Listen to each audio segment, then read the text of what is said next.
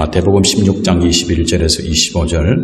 이때로부터 예수 그리스도께서 자기가 예루살렘에 올라가 장로들과 대제사장들과 서기관들에게 많은 고난을 받고 죽임을 당하고 제3일에 살아나야 할 것을 제자들에게 비로소 나타내시니 베드로가 예수를 붙들고 항변하여 이르되 주여 그리 마옵소서. 이 일이 결코 죽게 미치지 아니하리이다. 예수께서 돌이키시며 베드로에게 이르시되 사탄아 내 뒤로 물러가라. 너는 나를 넘어지게 하는 자로다.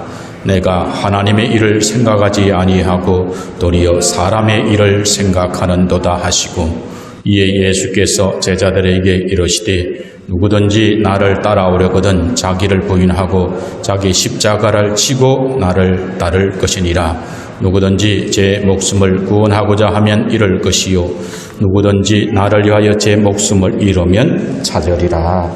아멘. 할렐루야. 이 아침에다 나오신 여러분을 주님의 이름으로 환영하고 축복합니다. 오늘은 종려주일 예배로 드리는 날입니다. 이 종려주일은 예수님께서 예루살렘에 입성하실 때에 사람들이 종려나무 가지를 꺾어서 흔들고 또 바닥에 깔고 그렇게 했던 것을 기념해서 붙여진 이름입니다. 그런데 종려주일은 고난주간이 시작되는 날입니다. 왜 주님을 열렬히 환영하는 종려주일에서부터 고난주간이 시작되었을까요? 그것을 생각해 보면 우리가 의미가 깊습니다. 예수님은 겸손하게 나귀를 타시고 예루살렘에 입성하는데 자신을 열렬히 환영하는 그 백성들이 며칠 뒤면 자신을 십자가에 못 박으라고 소리칠 것을 이미 알고 계셨던 거예요. 그래서 그 종려주일 그 시간부터 예수님은 마음이 찢어지듯 아픈 그런 고난이 시작되고 있는 겁니다. 그래서 오늘은 고난주간이 시작되는 이 종려주일을 맞아서 예수님께서 십자가에 달리기 1년 전에 자신의 죽음에 대해서 제자들에게 처음 말씀하신 오늘의 본문의 말씀을 중심으로 자기를 부인하고 십자가를 지라는 제목으로 말씀의 은혜를 함께 받고자 합니다. 오늘 본문은 6월절에 십자가에 달려 죽음을 당하기 1년 전인 공생애의 세 번째 6월절을 시간적 배경으로 하고 있습니다. 예수님은 공생애 기간에 4번의 6월절을 맞았습니다. 거기에서 두 번째 6월절에 예루살렘 베들레헴 베데스다 연못에서 38년 된 병자를 고쳐주십니다. 그런데 이 병자를 고쳐주심으로 인해서 유대인들이 터집을 잡기 시작하는데 왜 많고 많은 날 중에 하필이면 안식일에 사람을 고치느냐라고 예수님께 책망을 했습니다. 그때 예수님께서 말씀하신 말씀이 내 아버지께서 일하시니 나도 일한다라고 요한복음 5장 17절에 그렇게 말씀했어요. 하나님 아버지는 내 아버지다. 그래 하나님도 안식일에 일하시니까 나도 일한다. 이 말을 들은 바리새인 유대인들 종교 지도자들은 신성모독으로 느꼈던 겁니다. 그래서 이 예수님은 죽여야 된다라는 그런 결정을 그때부터 내렸던 겁니다. 그래서 이런 이유로 인해서 예수님은 6월절 세 번째 6월절을 맞게 되지만 예루살렘으로 올라가지 않으십니다. 그 대신 갈릴리의 사역에 집중하시고 이 기간 중에 12명의 제자를 이제 확정하셨습니다. 그리고 이 제자들을 집중 훈련시키기 위해서 북방의 갈릴리와 또 수로보니게 또 데가볼리 헐몬산 지역으로 제자훈련 MT를 떠나셨던 거예요. 그래서 이 제자훈련 MT가 다 끝나고 난 뒤에 오늘 본문은 가이사라 빌립보 지역에서 제자들에게 던진 질문의 연장선상에 있는 말씀이 오늘의 본문의 말씀입니다. 그래서 오늘 본문 21절에 보면은 이때로부터라는 시점을 언급하고 있습니다. 그런 점에서 본문의 말씀을 좀 더 폭넓고 깊게 이해하려면 오늘 본문 16장 13절에서 20절까지의 말씀을 함께 입체적으로 보고 이해해야지 말씀을 좀 더 깊게 이해할 수가 있습니다. 이제 오늘 본문을 보면은 예수님께서 말씀을 하세요. 사람들이 나를 누구라 하느냐라고 그렇게 질문을 했습니다. 13절에 보면은 그 질문에 대해서 다양한 대답이 나왔습니다. 어떤 사람은 세례 요한이라고 합니다. 어떤 사람은 예레미야라고 합니다. 어떤 사람은 선지자 중에 한 사람이라고 합니다. 라고 대답을 했습니다. 그때 예수님께서 그러면 너희는 나를 누구라고 하느냐라고 질문했을 때에 그 제자들 중에 베드로가 대답을 합니다. 여기에 유명한 고백이 나오지요. 주는 그리스도시요 살아계신 하나님의 아들입니다. 라는 신앙의 고백을 했습니다. 그때 베드로의 신앙의 고백을 들은 예수님께서 크게 칭찬을 하십니다. 그리고 그 고백을 들으신 후에 내가 이 반석 위에 내 교회를 세울 것이고 내가 천국 열쇠를 너에게 주리니 내가 땅에서 무엇이든지 매면 하늘에서도 매일 것이요 땅에서 무엇이든지 풀면 하늘에서도 풀리리라 그렇게 말씀을 하셨습니다.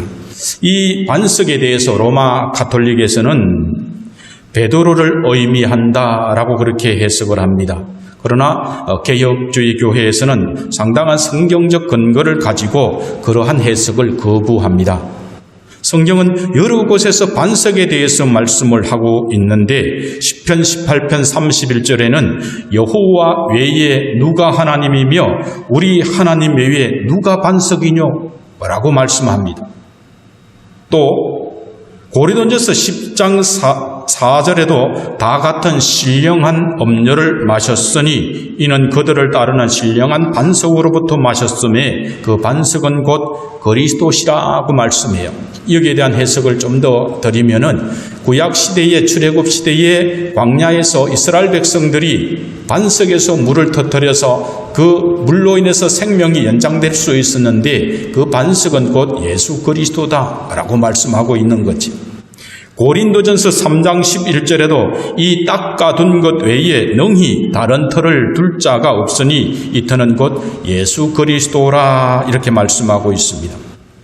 좀 더 원어적으로 들어가면은 헬라어 베드로는 남성 명사인 페트로스입니다. 그러나 본문에 등장하는 반석은 헬라어로 여성 명사인 페트라입니다. 그래서 단어의 성이 다릅니다. 그러므로 18절의 반석은 베드로를 의미하는 것이 아니라 예수님은 하나님의 아들이시고 또 그리스도라고 고백하는 베드로의 신앙의 고백을 의미하는 것으로 해석하는 것이 바른 해석이 되는 것입니다. 그래서 19절에 천국 열쇠에 대해서도 로마 가톨릭에서는 일대 교황 베드로에게 주어진 그러한 열쇠다라고 이렇게 해석을 하지만은 그러나 그 베드로의 교황 일대 교황으로부터 해서 계속해서 교황권을 통해서 천국 열쇠가 주어졌다고 하는 저들의 해석은 잘못된 성경에 근거가 없는 해석입니다. 그러면은 천국 열쇠는 구체적으로 무엇을 의미할까요? 그것은 바로 신앙의 고백을 의미합니다. 더 구체적으로 말하면 신앙 고백의 핵심인 예수 그리스도의 십자가 복음에 대한 교리를 바르게 풀면은 천국의 문이 열리고 십자가 복음에 대한 교리를 바르게 풀지 못하면 천국의 문이 닫힌다라는 것을 성경을 통해서 우리는 알게 됩니다. 마태복음 23장 13절에서 예수님은 화 있을진저 외식하는 서기관들과 바리새인들이여 너희는 천국문을 사람들 앞에서 닫고 너희도 들어가지 않고 들어가려 하는 자도 들어가지 못하게 하는도다 라고 그들을 책망하셨습니다. 당시의 서기관들과 바리새인들은 말씀을 기록하고 말씀을 가르치는 위치에 있는 종교 지도자들이었습니다. 그러므로 오늘날에도 이 천국 열쇠는 분명히 존재하는데 예수 그리스도의 십자가 복음을 가르치고 전파하는 모든 제자들에게 주어져 있는 것이 바로 천국 열쇠다라는 것을 여러분들이 기억하시기를 바랍니다. 여러분들이 이 복음의 열쇠를 가지고 이 복음을 말씀을 어떻게 전하느냐에 따라서 천국의 문이 열리기도 하고 천국의 문이 닫히기도 한다는 것입니다. 이상의 내용을 정리하면은 제자훈련 MT를 마치고 가이사랴에서 질문을 통해서 신앙 고백을 들으신 후에 교회가 세워질 반석을 이야기하시고 천국의 열쇠를 가르치시고 난 뒤에야 들을 수 있는 말씀이 오늘의 본문의 말씀이라는 것입니다. 본문 21절을 보면은 이때부터 예수께서 제자들에게 예루살렘에 올라가 십자가의 고난을 받고 죽임을 당하고 3일 만에야 살아나리라 하는 것을 비로소 가르치기 시작을 했습니다. 그 이전에는 이 제자들에게 이것을 가르칠 수가 없었어요. 신앙 고백의 기반 위에서 들을 수 있는 설교가 오늘의 설교입니다. 21절을 우리가 다시 한번 읽어보겠습니다. 16장 21절입니다. 시작. 이때로부터 예수 그리스도께서 자기가 예루살렘에 올라가 장로들과 대제사장들과 서기관들에게 많은 고난을 받고 죽임을 당하고 제3일에 살아나야 할 것을 제자들에게 비로소 나타내시니. 아멘. 그런데 22절을 보면은 그 말을 들은 베드로가 예수님을 붙들고 항변하기 시작을 합니다. 주여 그리 마옵소서. 이 일이 결코 죽게 미치지 아니하리이다 라고 이렇게 말하고 있습니다. 그때 예수님께서 베드로에게 사탄아 내 뒤로 물러가라 라고 이렇게 저주 섞인 그런 말씀을 하고 계십니다. 너는 나를 넘어지게 하는 자로다. 예수님께서는 고난을 받으시고 십자가에 죽으셔야 합니다. 그리고 난 뒤에 부활하셔야 합니다. 그래야지 구원의 길이 열리게 되는 겁니다. 그런데 이 말씀은 예수님이 갑자기 하시게 된 것이 아니라 이미 창세기 3장 15절에 내가 하리라고 말씀하셨어요. 오신 이 예수님을 그것을 하지 말라고 베드로가 자기 생각과 주관에 의해서 예수님의 길을 가로막고 있는 겁니다. 이것은 결과적으로 볼 때는 사탄을 이롭게 하는 그러한 주장이기 때문에 예수님은 베드로에게 사탄아 물러가라고 꾸짖은 것입니다.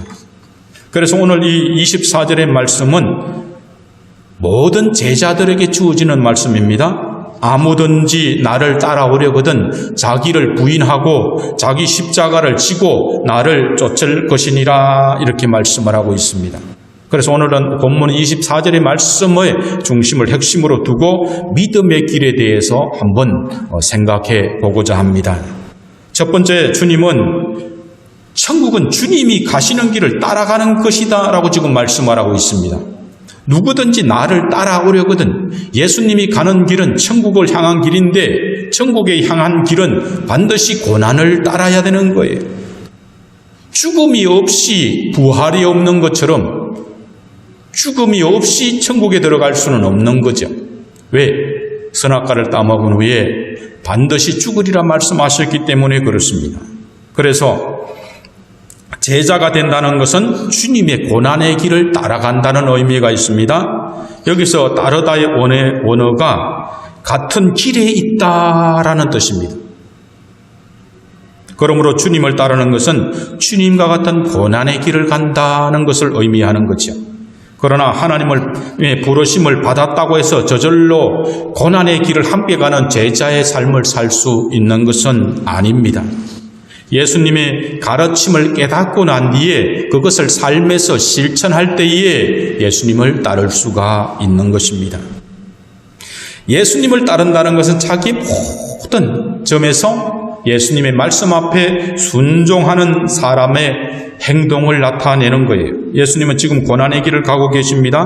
마찬가지로 제자들도 곧 예수님의 고난에 동참해야 될 것을 주님은 알고 계세요. 왜요? 제자이기 때문에 그렇습니다. 교회도 마찬가지. 제자는 고난을 함께 해요. 그러나 아직 제자의 단계까지 나오지 못한 분들은 고난을 함께 하지는 못합니다. 두 번째, 자기를 부인하고 주님을 따르라고 말씀을 합니다. 여기서 부인하다의 이 원어는 관계를 끊어버리다라는 의미를 가지고 있습니다. 예수님이 제자의 길은 자신의 생각과 자신의 계획을 끊어버리는 거예요. 오직 예수님의 말씀에 전적으로 따르는 것, 그것이 바로 자기를 부인하는 겁니다. 그래서 이는 자기의 이기적인 욕망과 세속적인 생각과 계획을 철저히 부인하는 거예요. 우리가 교회 일을 하게 되면 철저히 자기를 부인하는 것지만 그렇지 않을 때가 많아요. 우리가 열심히 전도하는데 전도하는 목적이 자기를 부인하지 않을 때가 많다는 거예요. 야, 우리 교회 부흥해야지. 그러다 보니까 다른 교회의 교인이든 어떤 교회의 교인이든 내 교회만 나오면 좋은 그런 이기적인 마음으로 전도를 한다면 자기를 부인하는 것이 아니라는 거죠. 우리가 헌금을 열심히 해요. 보기에. 그러나 이 헌금을 하는 목적이 때로는 바리새인들처럼 자기 의를 드러내고자 할 때가 많이 있다는 거예요. 그것은 자기를 부인하는 것이 아니라는 거예요. 이것은 사람의 눈으로는 잘 알 수가 없어요. 하나님만이 아실 수가 있죠. 판단하시는 분은 하나님이니까. 그거는 목회자도 마찬가지예요.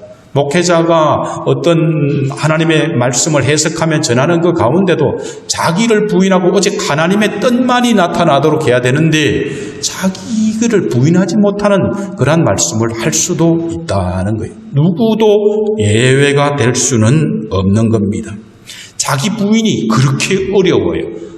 잘못하면 자기 스스로 쏟기 때문에 그렇습니다.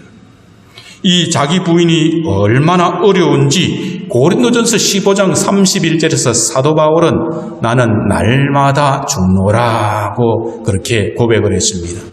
무슨 말이냐 하면 사도 바울은 날마다 죽어야 되는데 그 다음날 되니까 또 내가 죽여야 될 어떤 것들이 발견됐다는 거예요. 그래서 그것을 죽이기 위해서 날마다 죽고 싸우는 싸움을 했다. 날마다 자기를 부인해야 될 그러한 것들이 있었다는 것을 알 수가 있습니다. 사도 바울도 그랬을 텐데 하물며 우리는 예외가 될 수가 없지요. 우리는 더 연약한 존재예요. 사도 바울은 총각이었지만 우리는 가정이 있잖아요. 챙길 존재가 더 많잖아요. 그렇기 때문에 자기 부인하기가 너무 어렵다는 거예요. 그래서 날마다 죽는 그런 영적인 싸움을 통해서 겨우 날마다 죽을 수 있죠. 근데 날마다 죽지 않으면 어느 순간 잡초처럼 자기 부인이 아닌 것이 나타나서 자신의 의의가 자꾸 나타나는 거예요. 세 번째는 예수님은 자기 십자가를 지고 주님을 따르라고 그렇게 말씀을 하고 있습니다. 먼저 자기를 부인해야지 십자가를 질 수가 있습니다. 오늘날 십자가는 기독교의 상징입니다. 원래 십자가는 통나무 두 개를 서로 엮어서 3m 높이로 높이 세우고 난 뒤에 그곳에 국가에 대한 반역자나 강도들, 흉악한 죄수들을 십자가에 못 박아서 서서히 진을 빼가지고 2, 3일 만에 죽게 하는 로마의 십자가의 잔인한 형틀이었습니다. 그런데 그 십자가에 하나님의 아들이 십자가에 못 박혔던 거예요. 그래서 기독교를 말할 때 십자가를 빼놓고 말할 수 없는 그런 것이 되었습니다. 로마가 기독교를 국교로 받아들이고 난 뒤에 10년 후에 화폐에다가 십자가 모형을 새겨 넣었습니다. 그리고 30년 뒤에는 죽은 사람의 관에다가도 십자가의 표시를 해 놓았습니다. 그리고 난 뒤에 4세기 후에는 교회들마다 십자가를 만들어서 높이 지붕 위에 달게 되었습니다. 그리고 이제 우리 합동 교단에서는 다르지만 많은 교회들이 예배당 안에 십자가를 모형을 그렇게 거치하고 있습니다.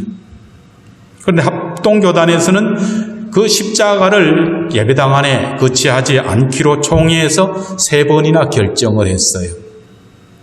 왜냐하면 종교개혁자들의 전통이 저빙글리나 칼빈, 존 낙서 같은 이런 분들이 교회 안에 예수님을 상징하는 그 어떤 그림도 그 어떤 형상도 두어서는 안 된다 라고 그렇게 신앙을 가지고 있었기 때문에 그렇습니다. 예수님이 십자가의 고난을 당하시는 것도 사람들은 어려운 일이 자신에게 올 때마다 이것이 나의 십자가다 라고 그렇게 말하는 버릇이 생긴 것 같습니다. 그런 점에서 보면은 집집마다 십자가 없는 집이 없어요. 저 집에는 아무 문제도 없는 것 같아요. 돈도 많고 건강하고 자녀들도 별 문제 없는 것 같은데 양파 껍질 까듯이 까보면 그 안에 많은 십자가가 있다 하는 것을 느끼게 되는 겁니다. 행복해 보이는데도 그 안에는 문제가 있어요. 얼핏 보면 다른 집에는 십자가가 전혀 없는 것처럼 보입니다. 있어도 모두 가벼운 것들인 것 같아요. 세상에는 3종류의 십자가가 있다고 생각이 됩니다. 첫째는 자신의 죄값으로 지게 되는 십자가입니다. 예수님께서 죄 없이 십자가에 달릴 때에 좌편과 우편에는 자신의 강도짓을 하다가 십자가에 매인 사람들이 있었습니다. 많은 사람들이 지는 십자가가 여기에 해당이 됩니다. 자신이 어려움을 당하는 모든 십자가는 자신의 허물과 죄 때문에 결과적으로 자신이 주어지게 되는 거죠. 어떤 사람을 보면은 부모가 보기에는 저게 분명히 가는 길이 저 배우자를 데리고 왔는데 남자친구를 데리고 왔는데 여자친구를 데려왔는데 저 결혼하게 되면 분명히 저기 남편이나 아내가 십자가가 될 것 같아요. 그래서 그것을 안 된다고 아무리 말려도 자기의 부인을 하지 못하고 끝까지 결혼을 하겠다 그러면 부모는 이길 수가 없어서 허락할 수밖에 없는데 그 이후에는 고생을 하게 되는 것을 보게 돼요. 특별히 믿지 않는 남자와 결혼한 처녀들은 신앙생활을 유지하기가 너무 어렵고 눈물로 기도해도 남편이 잘 변화되지가 않아요. 그것이 바로 스스로 지는 십자가에 해당된다고 봅니다. 둘째는 억지로 지는 십자가가 있습니다. 억지로 지는 십자가에 대한 대표적인 사람이 구레네 시몬이었습니다. 이 사람은 지기 싫은 십자가를 졌어요. 먼 곳에서 유월절을 맞아서 예루살렘에 왔는데 좋은 구경거리가 생긴 거예요. 웬 사람이 채찍을 맞고 골고다 언덕을 올라가는데 저 사람이 이러면서 좀 더 가까이 본 죄밖에 없어요. 좀 더 호기심을 가지고 가까이서 보다가 그냥 예수님이 너무 힘들고 지치고 넘어지니까 시간이 지체되니까 로마 군병이 옆에 건장해 보이는 구레네 시몬을 억지로 그렇게 십자가를 지도록 했던 거죠. 교회에 어려움이 있을 때에 문제 해결을 위해서 어쩔 수 없이 십자가를 지어야 할 때도 있습니다. 가정에도 마찬가지예요. 우리는 그러나 이 억지로 진 십자가가 구레네 시몬에게 유익이 되었던 것을 봅니다. 그의 자녀들은 초대교회에 성경에 기록된 명문을 이루는 하나님의 큰 복을 받았던 것을 우리는 성경을 통해서 확인할 수가 있습니다. 여러분들이 정말로 지기 싫은 십자가를 질 때가 있어요. 좀 더 폭넓게 얘기하면 이 영천중문교회 다니는 것 자체가 어쩌면 억지로 진 십자가일 수도 있어요. 편안한 교회에 가게 되면 굳이 십자가를 안 지고 가서 예배만 드리고 주는 밥 먹고 집에 오면 아무 큰 문제가 없지만 어려운 교회를 출석한다는 것 자체가 어쩌면 억지로 지는 십자가일 수도 있지만 그러나 그것을 통해서 하나님께서는 자신의 놀라운 섭리와 계획을 이루어 가시고 그 억지로 진 십자가를 통해서 여러분의 가정과 여러분의 삶과 일터에 복을 내리시는 줄로 믿습니다. 세 번째로는 자원하여 지는 십자가가 있습니다. 우리 주 예수 그리스도께서는 그냥 갑자기 얼떨결에 이 세상에 오신 게 아니에요. 창세기 3장 15절에서 벌써 내가 하리라 하고 스스로 자원하여 십자가를 지시기로 하셨던 겁니다. 그래서 그 약속대로 2000년 전에 사람의 모습으로, 하나님이 사람의 모습으로 태어나는 그 자체가 십자가예요.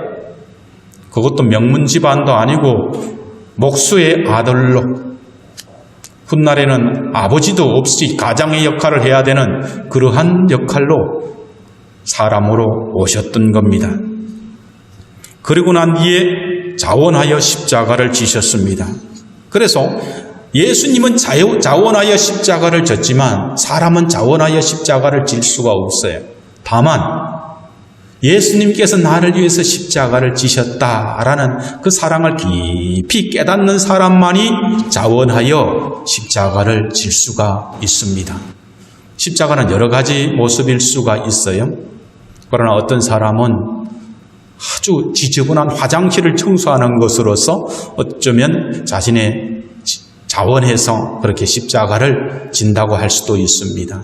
어떤 사람은 그러한 형편에 되지 못하면 기도하는 것으로 또 십자가를 지기도 하는 거예요. 십자가의 모습은 보이지 않지만 다양하게 우리의 삶에서 나타나고 있는 겁니다. 누가복음 14장 27절에서 예수님은 이렇게 말씀합니다. 누구든지 자기 십자가를 지고 나를 따르지 않는 자도 능히 내 제자가 되지 못하리라. 그러니까 십자가 없는 삶은 예수님의 제자의 삶이 아니고 또 다른 의미에서 천국을 가는 그러한 바른 자세가 아니다라는 것을 우리는 알게 됩니다. 오늘 본문의 마태복음 16장 24절의 말씀은 믿는 성도들과 제자들 모두에게 주어지는 말씀입니다. 좀 더 그러나 구체적으로 들어가면 이 말씀의 핵심 당사자는 바로 베드로입니다. 베드로는 신앙 고백을 멋지게 했어요. 12명이 있었는데 그 중에 두드러지게 자기가 먼저 나서서 주는 그리스도시여 살아계신 하나님의 아들이다라고 고백을 했을 때에 예수님께서 말씀하셔요. 내가 복이 있도다. 이를 알게 하신 이는 혈육이 아니요 하늘에 계신 내 아버지로다. 네가 지금 네 지혜로 지금 이거 고백할 수 있는 거 아니야. 하나님의 성령께서 알게 하셨기 때문에 네가 알게 된 것이기 때문에 네가 복이 있다라고 말씀을 했습니다. 그런데 이 베드로는 입술로는 신앙의 고백을 머리로는 했지만 그러나 자기의 자아를 부인하지 못했습니다. 예수님이 나의 주인이다, 주는 그리스도시다라고 고백을 했지만 자기가 주인이 된 그러한 삶을 살았던 것을 우리는 성경을 통해서 알게 됩니다. 베드로는 자신의 자아와 인간적인 욕망이 너무 강한 사람이었어요. 결단력은 있어요. 고기를 잡다가 예수님이 나를 따르라 하니까 즉시로 고기와 그물과 배를 버려두고 예수님을 바로 따라 나선 사람이 바로 베드로입니다. 그런데 그 길 앞에서 자기를 부인하는 삶이 아니었다는 거예요. 그 모습은 결단 있고 예수님의 말씀에 순종하는 것처럼 보였지만은 그러나 순종하는 그 목적은 이 땅에서 잘 살고 잘 먹는 것에 욕심을 두고 있었던 거죠. 그래서 이제 예수님께서 이런 추세로 나아가면 곧 왕이 되실 것 같은데 갑자기 내가 예루살렘에 올라가서 장로들과 지도자들에게 죽임을 당한다라는 말씀을 하자마자 자기의 자아가 그대로 나타나기 시작을 하는데 그렇게 하지 말라고 말하는 거예요. 말씀을 한번 볼까요? 22절을 함께 읽습니다. 시작. 베드로가 예수를 붙들고 항변하여 이르되 주여 그리 마옵소서 일이 결코 죽게 미치지 아니하리이다. 제자가 그만 흥분해가지고 예수님의 옷을 잡았는데 어디를 잡았는지는 모르겠어요. 적어도 여기를 잡지는 않았겠지만 어딘가는 하여튼 잡아 예수님 안 됩니다라고 지금 강력하게 우짓듯이 말하고 있는 거예요.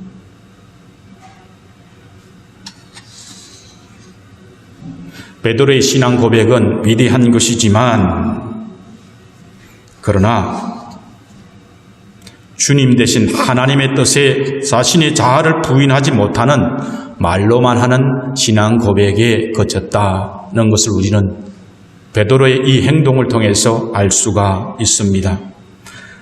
바른 신앙이라는 것은요, 말로만 하는 것이 아니에요. 하나님이 나의 주인이다라고 고백을 하는 것은 말로만 하는 것이 아니라는 거예요. 인생의 중요한 모든 결정에 있어서 예수님이 주인 되셔야지 그 신앙 고백이 바른 신앙 고백이 될 수가 있는 겁니다. 그래서 자신의 자아를 부인하고 내가 보기에는 분명히 예수님 저 가는 길이 잘못된 것 같아요.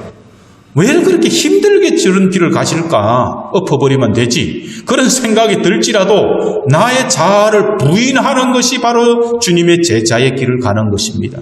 그런데 베드로는 그렇지 않았다는 것을 알 수가 있습니다.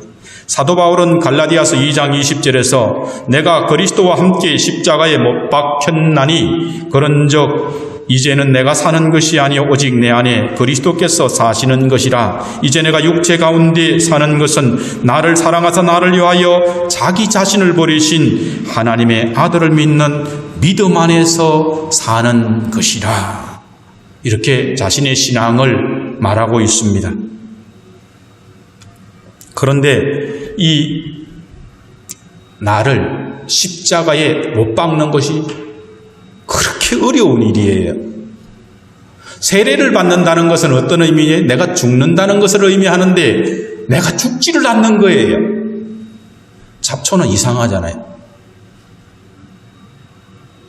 뽑아도 나요. 이제 뽑아서 안 되니까 제초제를 뿌려요. 그래도 또 나요.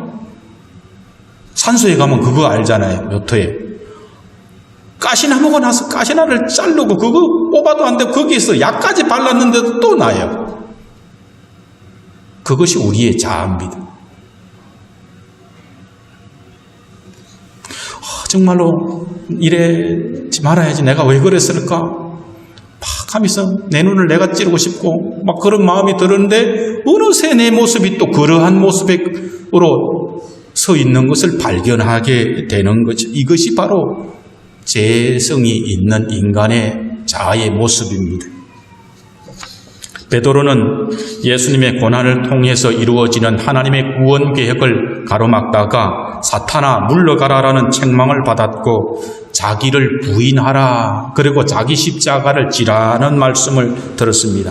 그런데 베드로는 이 말씀을 듣고 난 뒤에 1년 후인 예수님의 공생의 마지막 6월절에도 여전히 자기를 부인하지 않고 예수님께 자신의 자아를 또 강하게 나타내는 것을 우리는 성경을 통해서 보게 됩니다. 마태복음 26장 31절에 보면은 예수님께서 잡히시기 전에 제자들에게 미리 말씀해요. 오늘 밤에 너희가 다 나를 버리리라 이렇게 말씀을 하셨어요. 왜요? 깨어 있으라는 거예요. 우리가 시험에 들 것을 알면 미리 깨어서 기도하면 준비할 수가 있어요. 그래서 깨어서 사탄이 너를 지금 공격하려고 하고 있으니까 깨어서 기도로 준비하라고 너희들이 나를 부인하리라는 말씀을 미리 하셨는데 그런데 베드로는 뭐라고 대답을 해요? 모두 주를 버릴지라도 11명의 제자는 버릴지라도 나는 주를 버리지 않겠습니다. 예수님의 말씀을 정면으로 부인하고 있는 것을 우리는 보게 됩니다. 예수님의 말씀보다 자신의 감정과 자신의 의지를 더 신뢰하고 있는 거예요. 절대로 내가 예수님의 말씀처럼 그렇게 나는 예수님 버리고 도망 안 가겠습니다. 자신이 있습니다. 예수님 그렇게 주장을 하고 있는 겁니다. 그러자 예수님은 더 실제적인 것을 말씀해요. 내가 다구 일기 전에 내가 3번 나를 부인하리라고 구체적으로 말씀을 하고 있어요. 그러자 베드로는 또다시 내가 주와 함께 죽을지언정 주를 부인하지 않겠습니다 라고 장담을 하고 있어요. 결국은 베드로가 어떻게 되었습니까? 그 밤에 예수님을 3번이나 부인하는, 그것도 예수님을 마주보면서 그런 모습을 보였던 것을 우리는 성경을 통해서 알게 됩니다. 베드로는 주는 그리스도라고 고백을 했어요. 주라는 것은요, 노예가 주인한테 대하는 마음으로 예수님은 나의 주인입니다라는 고백이었는데, 베드로는 정작 자신이 주인된 삶을 살고 있었던 것을 알게 됩니다. 예수님을 만난 지 3년이 지나서도 그런 모습으로 살아가고 있었던 겁니다. 누가복음의 5장을 보면 베드로는 고기 잡는 일에 종사하다가 예수님의 부름을 받았어요. 사역자로, 전임 사역자로 부름을 받았던 겁니다. 베드로는 주님의 부르심에 즉시 순종했지만 그 순종은 자신의 삶에 유익이 있었기 때문에 그 목적을 가지고 예수님의 말씀에 순종했던 거예요. 아주 초보적인 순종이죠. 우리가 교회 나올 때 십자가를 지기 위해서 나오는 사람은 거의 잘 없잖아요. 교회 나가면 복 받았겠다, 건강 좋아지고 자녀 좋아지고 사업 잘 되고 뭐 이런 걸 바라고 오지, 처음부터 내가 주님의 십자가를 지겠다고 나오는 사람은 극히 드물 거라고 생각이 들어요. 그런 것처럼 베드로의 신앙 수준도 그 정도 수준이었습니다. 베드로는 예수님의 제자가 된 2년이 지난 6월절에 신앙의 고백을 했습니다. 그럼에도 불구하고 여전히 자기 자신을 부인하는 그런 신앙에 이르지 못했습니다. 그래서 예수님께서 십자가에 죽으시고 난 뒤에 자신의 말씀처럼 부활하셨지만은, 그러나 고향으로 돌아가서 고기를 잡는 일을 다시 시작을 했습니다. 밤새도록 그물을 던졌는데 고기가 한 마리도 잡히지 않는, 처음 예수님께서 전임 사역자로 불렀을 때와 똑같은 현상의 삶을 살고 있을 때에 예수님께서 그 새벽에 찾아오셔서 숯불을 피우시고 생선을 굽으시고 떡을 준비하셔서 인생에서 자신들이 잘하는 고기 잡는 일에서조차 실패한 그 제자들을 예수님은 부르셨습니다. 그래서 요한복음 21장을 보면은 예수님은 자신을 3번이나 부인했던 그 베드로에게 3번이나 내 양을 치라고 그렇게 사명을 주셨습니다. 이러한 끊임없는 사랑과 또한 기다림을 통해서 베드로는 이제 서서히 변화되기 시작합니다. 예수님께서 가시면서 약속한 성령을 기다리라고 말씀하신 그 말씀대로 예루살렘에 올라가서 기도할 때에 오순절에 성령의 약속하신 성령을 받음으로 말미암아서 그는 이제 신실한 제자로 거듭나는 그런 모습으로 성경의 사도행전에 나타나고 있습니다. 사도행전 3장을 보면은 베드로는 기도 시간에 성전으로 올라가다가 미문이라는 그 문 앞에 안전뱅이를 만났습니다.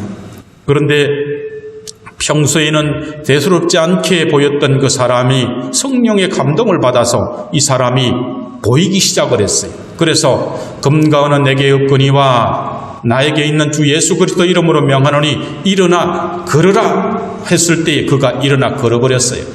그런데 이 사람이 들어가서 성전에 처음으로 들어가서 너무나 기뻐서 이 사실을 간증을 하기 시작을 했어요.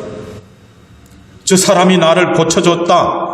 그러자 베드로에게 시선이 주목되기 시작을 했어요. 대단한 일이, 평생을 안전뱅이로 살았고 성전에 올라가는 사람들에게마다 한 푼 달라고 구걸했던 그 사람이 성전에 딱 서서 베드로가 나를 고쳤다라고 이렇게 간증을 할 때 많은 사람들이 얼마나 놀랍고 대단한 사람으로 봤겠습니까? 그런데 이 베드로는 여기에서 결정적으로 자기 부인의 신앙을 나타내는데, 이스라엘 사람들아 이 일을 왜 놀랍게 여기느냐? 우리 개인의 권능과 경건으로 이 사람을 걷게 한 것처럼 왜 우리를 주목하느냐? 지금 주목해야 될 분은 내가 아니다라는 거예요.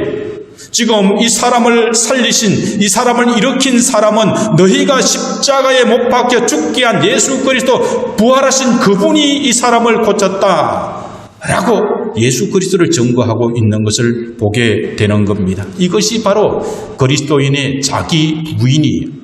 내가 충분히 가만히만 있어도, 미소만 짓고 있어도 내가 충분히 존귀함을 받고 영광을 나타낼 수 있는 그러한 상황임에도 불구하고 나 자신은 낮춰버리고 나 자신은 감추어버리고 오직 하나님께, 오직 예수 그리스도께 영광을 돌리는 것이 바로 자기 부인의 삶이 되는 겁니다.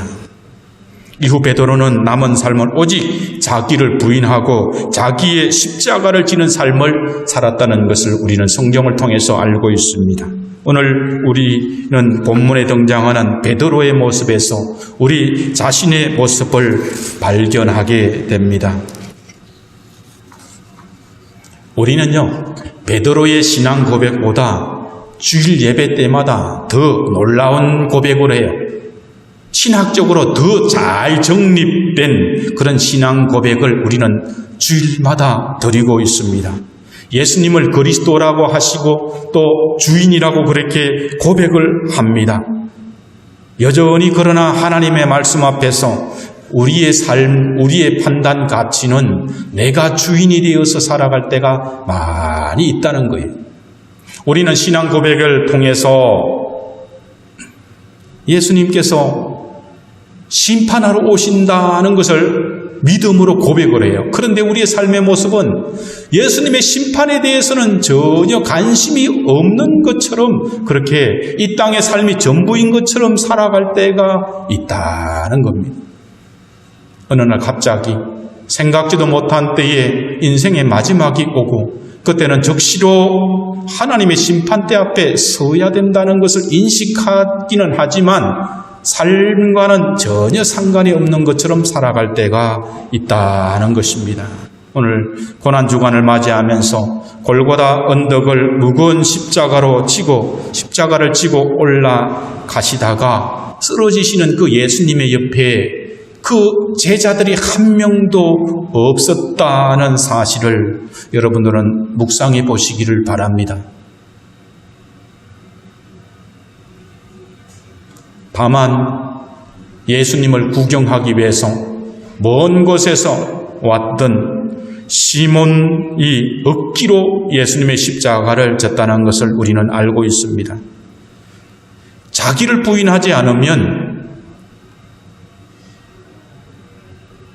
내 생각을 부인하지 않으면, 내 생각이 가득했기 때문에 베드로는 내가 장로들에게 고난을 당하고 죽고 부활할 것이다라는 신앙까지 나아가지도 못했어요. 십자가에 죽는 것만이 기억이 나는 거예요. 부활의 예수님은 보이지를 않았던 거죠. 이렇게 자기를 부인하지 않으면 하나님 말씀이 심령 안에 들어오지를 않아요. 제자들은 예수님의 놀라운 표적을 가까이에서 봤음에도 불구하고 말씀이 들어오지 않았어요. 지금도 마찬가지예요. 자기의 자아를 부인하지 않으면 하나님의 말씀이 내 심령까지 오지를 않아요. 머리에서 뱅뱅 알고는 있어요. 그러나 삶에서 실천하지는 않는 그러한 신앙에 머물러 버리고 마는 겁니다. 어떤 사람은 사탄을 통해서, 시험을 통해서 억지로 십자가를 지기도 합니다. 어떤 사람은 성령의 인도하심을 받아서 또 십자가를 지기도 합니다. 왜 이렇게 되느냐 하면 십자가를 지지 않으면 예수님을 따를 수 없고 구원받을 수 없기 때문에 하나님께서는 우리 모두 각자에게 십자가 하나씩은 다 주어졌다는 것을 여러분들이 기억하시기를 바랍니다. 그런데 아무도 스스로 십자가를 지려고 하지는 않았습니다. 그래서 하나님은 억지로 십자가라도 지게 하는 거예요. 어떤 사람은 자존심이 너무 강해가지고 그것 때문에 남편을 통해서 자존심이 무너지게 십자가를 지우기도 하고, 어떤 사람은 건강도 하고 돈도 많지만은 자녀 문제 때문에 그냥 자기의 십자가를 질 수밖에 없도록 하나님께서 허락하시기도 한다는 것입니다.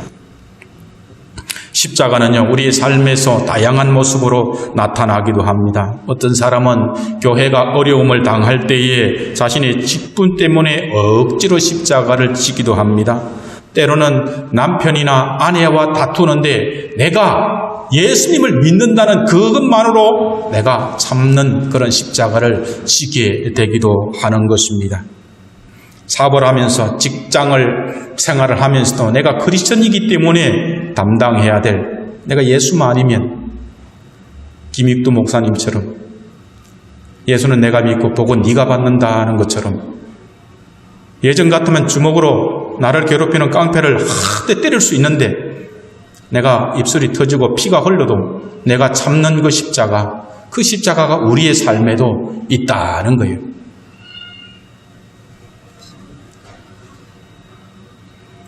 십자가가 작은 것부터 조금씩 우리가 자기를 부인하면서 져갈 때에 우리는 예수님을 닮아가는 그러한 제자의 삶을 살게 되는 겁니다. 이제 말씀을 주님을 따르려면은 먼저 자기 부인이 있어야 함을 여러분들이 꼭 기억하시기를 바랍니다.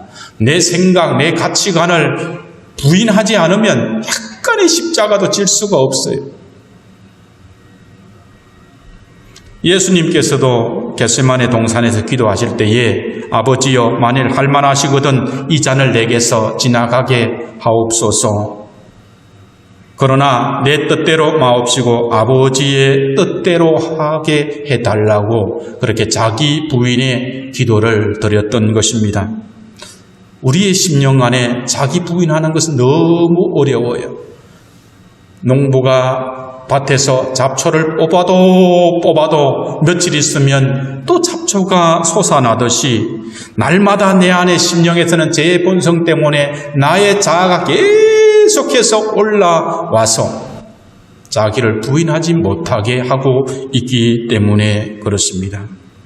그래서 우리는 기도할 때에 자기를 부인하게 해달라고 그렇게 기도해야 되는 거예요. 어제 기도했다고 오늘 안 할 수가 있는 게 아니에요. 어제 풀 뽑았다고 오늘 안 뽑아도 되는 게 아니듯이 우리의 심령 안에 죄악의 모든 본성, 이기적인 욕망, 물질에 대한 욕망, 나의 자신에 대한 교만함, 돈이 있으면 돈에 대한 교만함, 돈이 없으면 돈을 너무 집착하는 그런 것들, 내가 많이 알면 아는 것에 대한 그러한 잡초, 내가 모르면 모르는 것에 대한 잡초가 막 올라올 때에 그것을 주님 앞에 내려놓고 자기를 부인하는 그런 기도를 드릴 때에 우리는 조그마한 십자가라도 억지로라도 십자가를 질 수가 있는 겁니다. 한 주간 고난주간을 맞으면서 나에게 주어진 억지로 진 십자가라도 있다면 감사하시기를 바랍니다. 그러나 그것이 성장해서 내가 이제는 자원해서 십자가를 질 수 있는 정도로 교회에서 또 가정에서 그런 신앙까지 자라났다면 정말로 하나님의 은혜다라는 것을 고백하시고 또 기도하시기를 바랍니다. 고난주간에 한 끼 금식도 하고 아니면 미디어 금식도 하고 예전에는 그런 것도 있었어요. 그리고 부활주일에는 성찬식도 하고 그렇게 했지만 이번에는 그렇게 하기가 어려운 상황에 있습니다. 그러나 각자 어느 곳에 있든지 억지로 진 십자가든 자원하여 진 십자가든 그것을 통해서 하나님은 하나님의 뜻과 섭리 통해서 여러분을 복 주신다는 것을 꼭 기억하시고 주 안에서 평안을 누리시기를 주님의 이름으로 축복합니다. 기도하겠습니다. 하나님 감사합니다. 종려주일을 맞아서 2000년 전에 주님을 환영하며 종려나무를 깔고 또한 종려나무를 흔들면서 주님을 환영했던 그들이 며칠이 지나자마자 예수님을 십자가에 못 박게 하라고 고함쳤던 그들의 모습이 우리의 삶의 모습이 아닌지 돌아보게 하여 주옵소서.